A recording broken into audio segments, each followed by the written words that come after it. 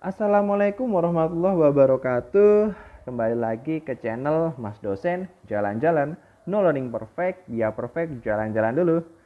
Hey gengs, gimana kabarnya? Semoga selalu dalam keadaan yang sehat dan juga bahagia. Dan kalau sudah bahagia, jangan lupa buat subscribe ya. Nah, di video kali ini kita akan melanjutkan lagi materi di mata kuliah Matematika Diskrit atau Diskrit dan Kombinatorika. Yaitu materinya adalah tentang tree ya. Tree itu pohon, bukan tiga atau bukan Trianto, Triyono, Triana, Trianti ya, beda. Nah, di sini ada bagian satu, jadi nanti akan ada bagian duanya di video selanjutnya. Nah, tetap bersama saya Adri Priya Dana. Oh, Pak, di materi diskrit kok belajar pohon, kita emang hewan ya? Enggak ya. Maksudnya di sini ada nanti representasi tree gitu bisa dijadikan sebagai apa ya istilahnya merepresentasikan suatu data juga gitu teman-teman. Oke, mungkin biar nggak kepo kita lanjut aja.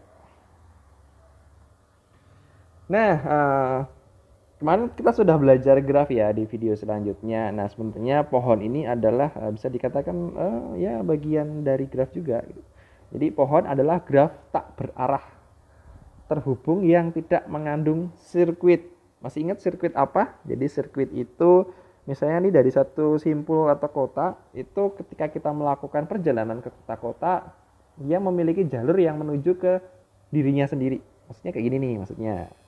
Ini ada kota gitu ya. Di kota itu dari sini terus ke sini, terus habis itu ke sini misalnya. Ke sini misalnya. Ini juga ke sini juga, ke sini juga. Nah, berarti misalnya saya dari sini sana ke sana sana sana ke sana ke sana. Nah, ini kan ketemu ke dirinya sendiri ya, kembali ke sini ya, itu dikatakan ada sirkuitnya gitu. Nah, kalau pohon ini dia nggak boleh nih ada sirkuitnya, jadi harus bener-bener yang cuman apa ya, satunya lintasan aja gitu ya. Nah, kalau teman-teman lihat di sini contohnya yang di sini ya, nah ini kan kita dari B kita jalan kan nggak mungkin ke B lagi ya kecuali dia balik ya, balik maksudnya balik ya dari B A A D D A lagi, tapi di sini dia nggak punya sirkuit. Jadi kalau udah ke B ke sini ya udah mentok di sini atau mentok di sini atau mentok di sini. Dia nggak bisa kembali lagi ke B gitu. Jadi seperti itu. Nah, ini juga nih. Ini sana terus ke sana sampai sana, sana, sana, sana. Nah, yang tengah ini bukan simpul ya. Jadi dia tidak punya lintasan. Sorry, tidak punya sirkuit. Nah, ini bukan pohon nih. Kok bisa, Pak? Nah, di sini kalau kita dari D ke I, ini I apa F ya? F ya. Sorry, F sana terus balik lagi ke sini. Nah, kan bisa. Nah, berarti dia membentuk sebuah atau memiliki sebuah sirkuit, maka dia dikatakan bukan pohon. Nah, yang di sini dia dikatakan bukan pohon. Kok bisa? Nah, di sini kalau kita lihat antara yang di sini menuju ke sini, dia tidak terhubung dengan yang di sini, yang di sini, yang di sini. Karena yang di sini bukan simpul. Maka di sini udah bukan pohon. Dia ya mungkin bisa dikatakan graf yang tidak terhubung gitu ya. Gitu. Jadi harus seperti ini pohon itu. Nah, kita juga belajar hutan nih. Aduh, udah kayak pencinta alam gitu ya. Nah, hutan atau bahasa Inggrisnya itu forest kalau nggak salah ya. Forest bukan yang ini ya, buat bikin buat apa ngadu kalau ada pencuri ya. Itu namanya forest. Nah, forest adalah kumpulan pohon yang saling lepas atau graf tidak terhubung ya. Graf tidak terhubung. Contoh kemarin tidak terhubung misalnya nih ada graf kayak gini nih. A B C D E. Nah, ini satu graf tapi dia tidak terhubung nih. Ini satu graf tapi tidak terhubung. Yang tidak mengandung sirkuit ya, tentu jelas tidak mengandung sirkuit. Nah, setiap komponen di dalam graf terhubung tersebut adalah pohon ya, pohon. Di hutan yang terdiri dari 3 buah pohon, contoh di sini ya. Jadi misalnya ini graf ini dikatakan satu graf ya. Setiap komponen di dalam graf terhubung tersebut adalah pohon. Jadi ini misalnya dikatakan satu buah graf, tapi dia terdiri dari 3 bagian. Nah, masing-masing bagian ini yang dikatakan sebagai pohon gitu ya, karena dia juga tidak mengandung sirkuit. Coba deh cek, nggak ada kan yang mengandung sirkuit yang dia bisa kembali ke dirinya sendiri. Gitu teman-teman. Nah, ya ini biar seger aja, ini gambar hutan, nggak tahu hutan mana, cuman nyari aja di IG-nya di IG-nya siapa ya dulu ya. Ya, adalah pokoknya. Yang penting bukan IG dia. Nah, di sini juga ada sifat-sifat atau properti pohon ya. Ada teoremanya juga. Jadi misalkan G atau apa kemarin namanya graph gitu ya, yang terdiri dari vertex atau simpul dan juga edge atau sisi adalah graf tak berarah sederhana dan jumlah simpulnya n, maka semua pernyataan di bawah ini adalah ekivalen ya, kan via valen ya, ekivalen. Dimana G adalah pohon ya. Terus setiap pasang simpul di dalam G terhubung dengan lintasan tunggal gitu ya, nggak ada sirkuit. G terhubung dan memiliki M sama dengan N-1 buah sisi. Jadi terdapat M di mana dia sisinya ada N-1. G tidak mengandung sirkuit dan memiliki M sama dengan N-1. Maksudnya ya tadi ya, jadi sirkuitnya itu tidak mengandung sirkuit dan memiliki tadi sisinya itu N-1. Jadi tergantung simpulnya nanti ya, simpulnya berapa. Jadi kalau simpulnya 2 berarti sisinya 1. Karena 2 dikurangi 1 sama dengan 1. G tidak mengandung sirkuit dan penambahan satu sisi pada graf akan membuat hanya satu sirkuit. Jadi ketika kita nambahin satu sisi lagi, itu berarti jadi sirkuit. Contoh ini grafnya 2 nih. Sisinya 1 ya, kan? N-1, 2 dikurangi 1, 1. Terus kita tambahin lagi nih satu sisi. Di sini. Ping. Nah, ini berarti dia udah jadi graf. Bukan jadi graf, dia udah bukan pohon lagi. Dia sudah berubah ya, dia sudah berubah. Entah karena apa. Oh iya tadi karena kita tambahin sisi tadi ya. Jadi jelas perubahannya, nggak tahu-tahu berubah terus pergi gitu ya. Terus G terhubung dan semuanya sisinya adalah jembatan. Teorema di atas dapat dikatakan sebagai definisi lain dari pohon. Jadi sebenarnya banyak juga ya yang mendefinisikan pohon. Ada yang bilang pohon itu nanti jadi malah ngomongin yang aneh-aneh. Udah lanjut aja. Nah, ada yang namanya pohon merentang atau spanning tree. Agak gaul sedikit ya ngomongnya di Inggris-Inggrisin tree. Pohon merentang dari graf terhubung adalah upgraph yang berupa pohon. Pohon merentang diperoleh dengan memutus sirkuitnya. Kita main putus-putusan nih. Nah, semoga tidak ada yang baper ya. Memutus sirkuit di dalam graf. Ini apa sih merah-merah nih? Pergi kamu. Nah, jumlah simpul graf dengan pohon merentang yang dihasilkan adalah sama. Jadi misalnya nih ada graf seperti ini teman-teman. Kita mencoba putus nih ya. Putusin sirkuitnya biar dia sirkuitnya hilang ya. Mutusnya bebas. Jadi misalnya ketika diputus hasilnya seperti ini ya, ini udah jadi pohon. Ya. Pohon. Nah, di sini kalau kita lihat simpulnya sama ya, teman-teman. Ada 4, 1, 2, 3, 4. Sini juga masih sama. Gitu. Dinamakan pohon merentang.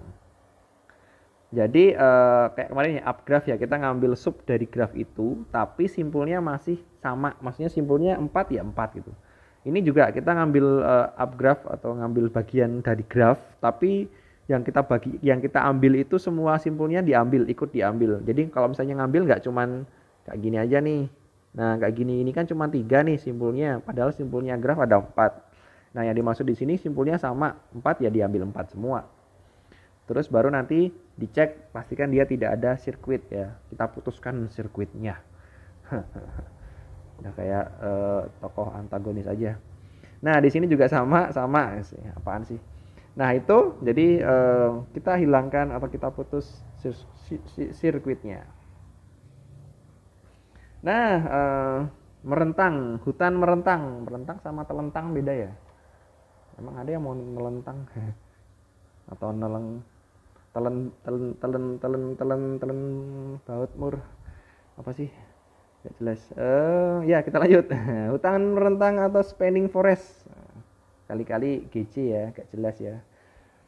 Nah, setiap graf terhubung mempunyai paling sedikit satu buah pohon merentang. Graf tak terhubung dengan K komponen mempunyai hutan merentang spanning forest yang terdiri dari K buah pohon merentang. Jadi ketika tadi misalnya ada grafnya itu satu ya kayak gini tadi, misalnya nih twing A B C D E, ini satu graf ya, tapi dia tidak terhubung, tapi dia terdiri dari 2 komponen nih bro, nih sis.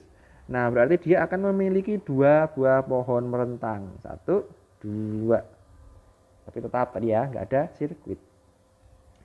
Nah, contoh penerapan ya, penerapan pohon merentang. Nah, jumlah ruas jalan seminimum mungkin yang menghubungkan semua kota sehingga setiap kota tetap terhubung satu sama lain. Itu juga bisa. Atau peruteran routing pesan dari jaringan komputer. Jadi misalnya ada jalan atau mungkin routing atau mungkin ya tadi ya routing tadi itu seperti ini, kita bisa ambil jarak-jarak yang paling minimal. Jadi misalnya kalau dari sini ke sini dia, atau dari sini kita bisa ambil lewat mana nih, sini misalnya, sana misalnya. Ya, tergantung sih yang nanti yang paling pendek yang mana, karena ini nggak ada bobotnya ya. Jadi misalnya yang paling pendek itu adalah yang di sini. Jadi kita ambil yang paling pendek. Untuk misalnya mengirimkan pesan gitu ya, biar pesannya nggak mampir ke mantan atau mampir ke pacarnya orang. Jadi biar apaan sih? Sorry. Pohon merentang minimum. Jadi graf terhubung berbobot mungkin mempunyai lebih dari satu pohon merentang. Jadi ketika kita ambil itu bisa aja nanti pohonnya banyak gitu ya, berdosis. Nah, kita bisa mengambil nih satu pohon atau satu subgraf atau upgraf, tapi yang memiliki bobotnya paling sedikit atau minimum ya. Pohon merentang yang berbobot minimum dinamakan pohon merentang yang minimum spanning tree gitu ya. Nah, contoh di sini kita bisa ambil yang paling minimum. Misalnya yang paling minimum yang pertama itu jaraknya kita lihat bobotnya. Ya ini ada 5 nih, kita ambil 5. Ya, ada 10. Nah, ada 15. Ada 20 nih. Tapi syaratnya dia tidak mengandung sirkuit ya ketika kita ambil. Terus ada nih 25 mana sih? Oh, ini ya 25, 40, 30 gitu. Nah, 50 bentar, ya benar 35. Nah, di sini kenapa 35 nggak masuk? Padahal 35 sama 40 kan gedean 40 ya. Nggak kita ambil karena ketika 35 ini kita masukkan ke sini, dia jadinya sirkuit bro, sis. Jadinya makanya kita nggak ambil. Kita ambil yang 40 gitu. Ya. Jadi ambilnya hati-hati. Jangan sampai nanti nyambungin hubungan simpul yang dia jadi sirkuit gitu ya. Jadi ingat-ingatnya kita jangan menghubungkan hubungan orang yang sudah putus sehingga dia menjadi rumit gitu ya. Sirkuit rumit nggak nyambung ya. Ya itulah pokoknya. Nah, di sini kita bisa menggunakan beberapa algoritma. Yang pertama adalah algoritma prim. Nggak tahu nih prim artinya dari apa ya. Saya coba yang nemuin prim apa ya. Saya juga nggak tahu sejarahnya, lupa. Nah, langkah 1, ambil sisi dari graf G yang berbobot minimum, masukkan ke dalam T. Pilih sisi UV yang mempunyai bobot itu di sisi dari vertex ke vertex ya, vertex U ke vertex V yang mempunyai bobot minimum dan bersisian dengan simpul di T. Tetapi U sama V tidak membentuk sirkuit. Jadi kita kayak ngambil sisi-sisinya tadi ya. Kita ambil sisi satu yang paling minimum, ambil lagi. Tapi kalau pas ngambil itu nanti jadi sirkuit ya abaikan. Kita ambil yang lain yang lebih yang selanjutnya, yang minimum selanjutnya. Terus masukkan U ke V ke dalam T. Ulangi langkah 2 sebanyak N kali. N-2 kali. Jadi sampai dia sebenarnya sampai semua vertexnya sudah terhubung ya. Nah, contoh di sini kita contoh dari graf ini. Ya, kita coba ambil nih. Yang pertama yang paling pendek mana nih? Kita lihat, kita analisis. Jangan sampai salah ya. Ini simpul ya. Simpulnya 1, 2, 3, 4, 5, 6. Jadi bukan sisi itu ya. 5, 6 itu bukan sisi. Nah, kita lihat nih yang paling pendek mana? 15. Nah, ini nih 10 nih.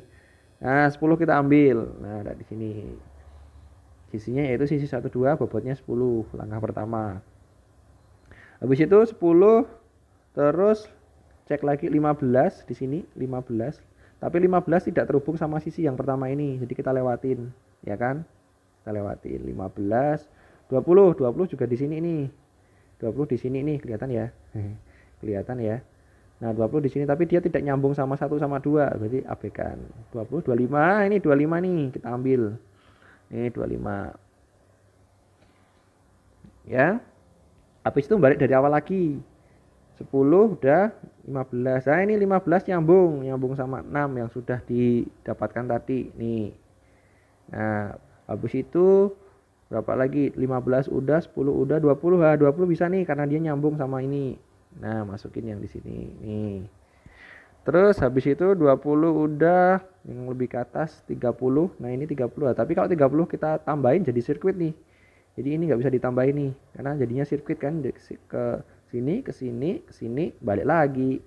Abaikan. Terus 35. Nah, ini 35 terhubung nih sama 3 ya. 35 sini nih. Terus sampai semua simpulnya didapatkan. Jadinya nanti seperti ini brosis. Kita dapatkan minimum ya. Gitu. Ini kok ada di sini, ini salah ya nih, yang ikut-ikutan aja nih. Ini juga nih. Kayaknya ngopinya kemarin nggak bersih. Hatinya nggak bersih. Oke. Kita lanjut lagi. Nah, pohon rentang minimum tadi yang kita dapatkan adalah ini ya. Ini juga ikut-ikutan banget sih. Ngopinya jelas banget sih. Siapa sih yang bikin? Nah, kita total dapatnya 105. Pohon rentang yang dihasilkan tidak selalu unik ya, meskipun bobotnya minimum tetap sama. Ya, minimumnya sama. Jadi kadang kita bisa, karena mungkin ada kemungkinan ada yang sama sisinya, bobotnya, terus makanya kita yang diambil belum tentu sama juga. Jadi ketika nanti milih yang sama, maksudnya ada yang bobotnya 10 sama 10 sama dan dia tidak membentuk sirkuit ya, nanti kita bisa pilih satu atau pilih yang kedua. Karena kita bebas memilih ya. Cowok gitu, nggak ada hubungannya ya. Hal ini terjadi jika ada beberapa sisi yang akan dipilih bobot sama ya, tadi tak jelasin ya. Nah, yang selanjutnya ada namanya algoritma Kruskal. Bukan futsal, Kruskal. Langkah pertama atau langkah ke-0 ya. Sisi-sisi dari graf sudah diurutkan menaik berdasarkan bobot-bobotnya dari bobot kecil ke bobot besar. Jadi sudah diurutin dulu nih. Terus T masih kosong, terus pilih UV dengan bobot minimum yang tidak membentuk sirkuit. Di T tambahkan UV ke T. Ulangi langkah 2 sebanyak n-1 kali. Jumlahnya vektor vertex atau ya poinnya ya. Simpul ya, sorry ya. Seneng ngomong simpul ya. Simpulnya 10 berarti nanti ngambilnya atau iterasinya sampai 9 kali. Contohnya masih sama.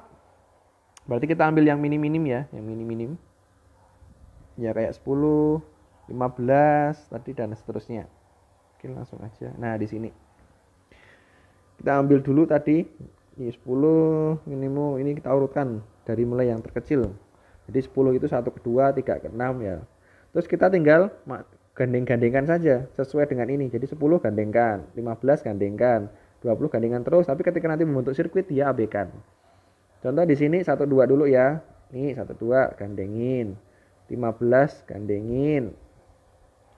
20 tadi mana 20 tadi? Di sini enggak ada ininya ya. 4 ke 6. Ya ini 20 ya, 4 ke 6. Ini 20. Sorry yang di sini 20. Ini tadi udah 20. Terus kan dia belum membentuk sirkuit ya. Sampai di sini 3 ya. Terus di sini tadi 25. Tuh harus bolak-balik nih. 25. Nah, 25 di sini, 25. Terus 30. 30 ditolak ya. Kok ditolak, Pak? Ya, dia nanti membentuk sirkuit. 30 itu yang ini tadi. Nah, ini tadi. Karena tadi udah dapat ini sama ini. Kalau ini dikasih berarti dia jadi sirkuit, makanya ditolak ya. Jadi kalau kira-kira ditembak calon pacar terus kira-kira jadi sirkuit rumit, nah ditolak aja. Kayak gitu. Buat ingat-ingat, Bro. Jangan baper. Nah, terus habis itu 35 ini tadi kan ditolak ya. Karena bikin rumit hubungan ya. Nah, itu bikin sirkuit, nah, ditolak. Terus yang ini. Yang itu 35 yang terakhir tadi. Nih ya, 35. Selesai. Kebetulan kayaknya sama. Atau hasilnya sama ya. Gampang ya? Gampang sekali. Jadi tinggal kita ngambil aja nih, tergantung nanti algoritmanya mau pakai yang mana. Nah, ini hasilnya tadi sama, jumlahnya 100. Algoritma Kruskal. Nah, terus juga ada namanya pohon berakar atau rooted tree. Pohon yang satu buah simpulnya diperlakukan itu ya ditetapkan ya sebagai akar dan sisi-sisinya diberi arah sehingga menjadi graf berarah dinamakan pohon rooted. Jadi kayak misalnya ada graf, ada pohon, terus kita ambil misalnya ini sebagai rootnya atau akarnya, itu terus kita kasih arah.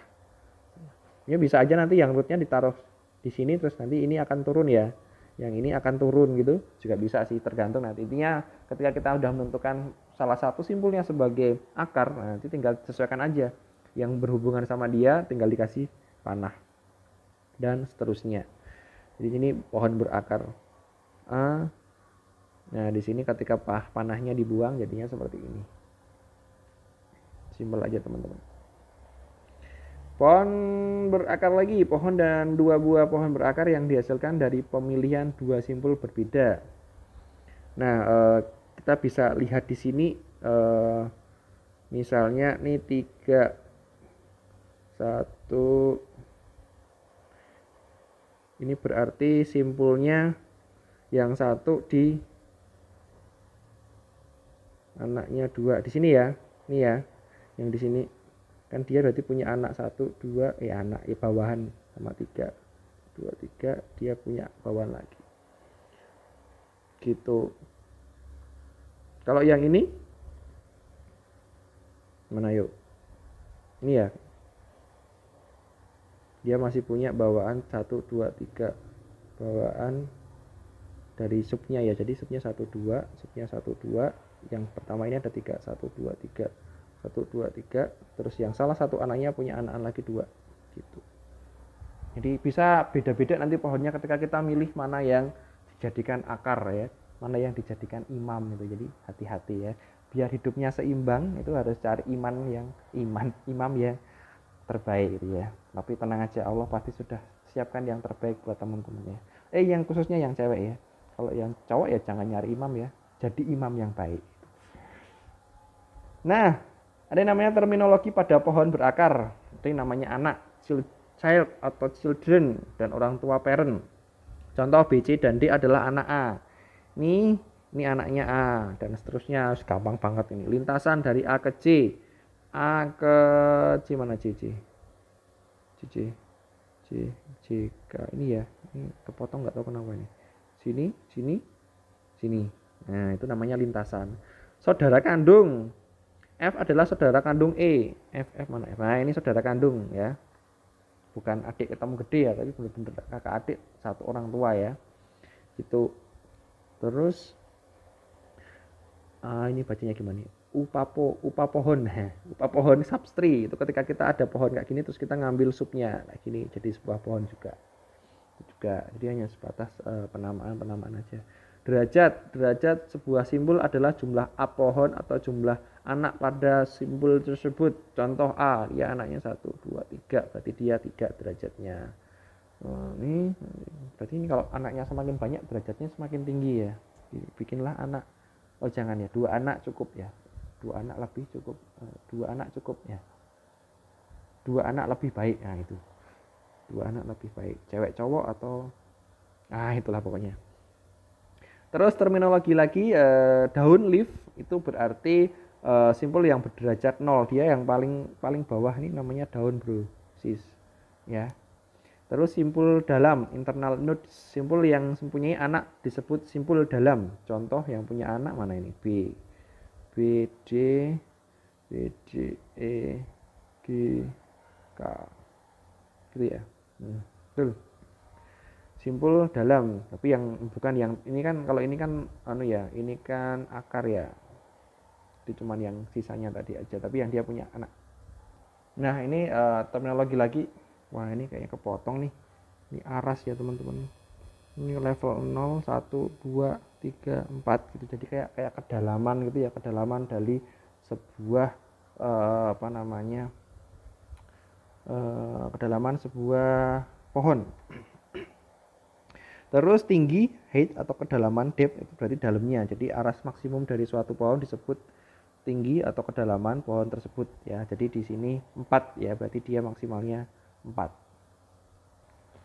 Nah, itu mungkin untuk yang part 1 ini. Nanti kita lanjut lagi untuk materi 3 di part 2 ya. Nah, semoga bisa dipahami seperti biasa. Kalau ada yang dibingungkan silakan tanya, bisa melalui kolom komentar atau bisa tanya langsung ke saya, bisa melalui grup atau japri ke saya juga boleh. Itu video kali ini, semoga bermanfaat. Sampai ketemu di video selanjutnya. Saya akhiri. Wassalamualaikum warahmatullahi wabarakatuh. Mas dosen, jalan-jalan.